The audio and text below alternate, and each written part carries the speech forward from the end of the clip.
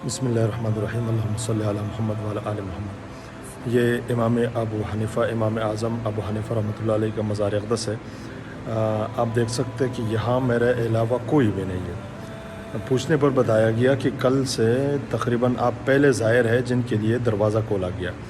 तो जहाँ मज़ारात होते हैं वहाँ हम इसलिए जाते हैं कि कम से कम उनकी ज़ियारत करें, जिनकी और उनके वसीले से खुदा से दुआएं मांगे, और जिनकी इतनी बड़ी कुर्बानियाँ हैं दीन के लिए, इस उम्मत के लिए।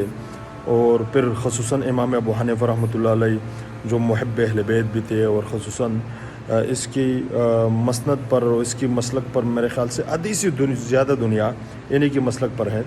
तो मैं चाहता हूँ कि भाई ज़रूर जब भी आप लोगों को वक्त जहाँ ज़ियारत करने के आते हैं ज़रूर इस तरफ आएँ। ये एक मज़ार है और ये पीछे इनका दरवाज़ा है।